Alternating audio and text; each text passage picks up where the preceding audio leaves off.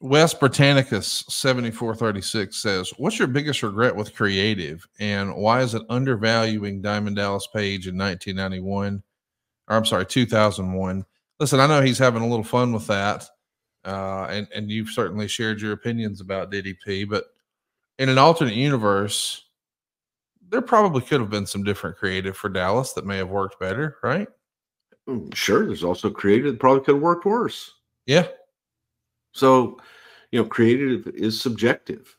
I have no regrets. I think the only regrets are, and I've said this many times, is a lot of times not being able to see something out all the way through and not given the opportunity to fail. I think that sometimes there would be a tendency to cut something off because it wasn't working and not have the opportunity to redirect to see if it could work in the end. When you have an end goal and you have something you want to get to, that's just not going to work. Well, let's try it. Let's go ahead and shit the bed and see if it doesn't work, or maybe it does. Maybe just this part here didn't work. So that's probably the only regret. But again, creative subjective, and the same things you love come from the same people of the things that you hate. So get over it. Do you, I mean, you said sometimes you wouldn't be allowed to fail. Was that just a Vince thing or the old structure thing, or what changed in that regard? Because you said that sort of past tense.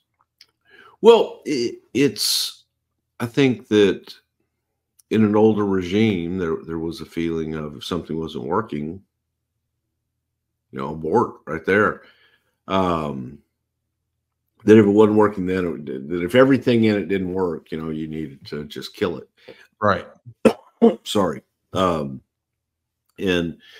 I'm of the belief that while one turn along the way may be a wrong turn, you can always get back on the road and right your destination. So that's all. Let's talk about another destination that we never saw. Calvin Austin wants to know, was the Great Muta ever of any interest to the WWE or WWF at any time? Man, I could have totally seen the Great Muta being a big star in the WWF. Did it ever come close? No. Look, Pat Patterson and I went to New Haven when WCW or NWA, whatever the hell they were at the time, came in. Muta was there with Gary Hart. We went back and said hello to everybody, and actually tried to talk to Muta, and just nothing more than hello, how are you? And it wasn't like, oh, we're going in to poach their talent, anything like that. We were just going in to see the boys and say hello, but wanted to introduce ourselves to Muta because neither one of us knew Muta at the time. And went over, and Muta was running the steps backstage, and waited until he was finished, then went over to introduce herself. And Gary Hart, to his credit, Gary was right there, man. Gary, wasn't going to let anybody get too close to Muta. And Muta gave us the no English thing. And, Gary came over and said hello. We talked to Gary for a little bit, and he kind of shooed Muta off on his way. But that was it. I mean, that was it. It was,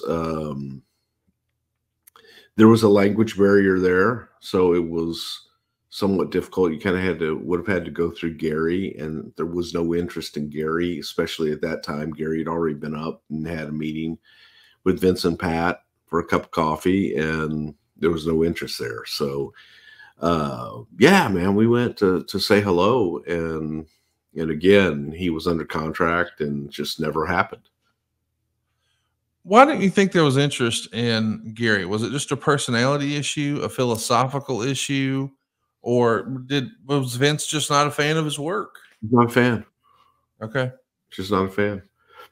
I think it was more of a personality thing in the meeting. Yeah. Can you give us any context? I know you weren't there, but if you had to freestyle why you think his personality didn't mesh with Vince's, what would it be about their personalities that didn't mix? it's a different world. And Gary was used to being in a world in which the booker was in control of everything and made every call and made every decision. In this environment, that wasn't the case. You know, there was only one booker and he made all the decisions, but he had help all around him. And I think that Gary was looking more for, I want to be the boss, which is cool. That's fine, man. There were plenty of places that would employ him to do just that. Or Gary wanted to be a performer.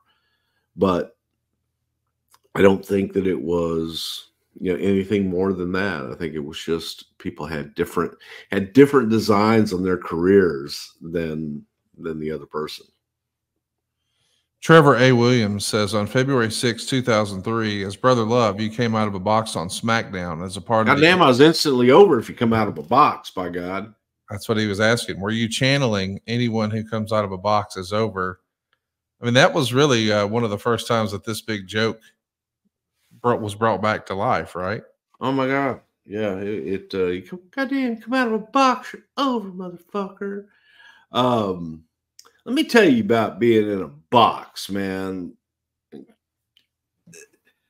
They put me in a giant box, okay, because I'm a giant man, by God. So they put me in this giant box, and it's attached to a crane. And they had to bring the box up with me in it. And then they had to bring this crane and bring the crane over the audience and over the ropes and set down into the ring. And it's pitch black in the box. And I'm terrified of heights. And this box is not the most secure thing in the world. Now, granted, inside I'm in a basket, you know, like, so I know it's secure. I know it's safe. But I'm still terrified because you can't see anything. And you could just hear it. You can kind of feel, and it's shaking and waving, doing this shit, and just kind of, you know, back and forth in the wind. And I had brought notes so I could, like, just look at my shit beforehand because I'm nervous. I wasn't nervous about doing that. I was nervous about being in the box and flying over the audience and into the ring. I was scared to death. Now, I always get nervous before I go out, no matter what. You see me in live shows that we do. I'm hyped up. Man, I got that butterflies in the pit of your stomach, no matter what I do, no matter what it is. I'm nervous before I go out. If I go speak in front of my kids' assemblies, you know, I was nervous. It's just what you do because you're thinking about what you're going to say, what you're going to do when you're out there. And so I'm flying in this box and it's black, and I got my notes and I realized, well, these are no good. But I've got nowhere to throw them either because it's a big empty box. And I don't know if they're going to shoot inside and go, oh, hey, what's that on the ground? So yeah, it was absolutely terrifying. But by God, when I came out, I was over, like Rover.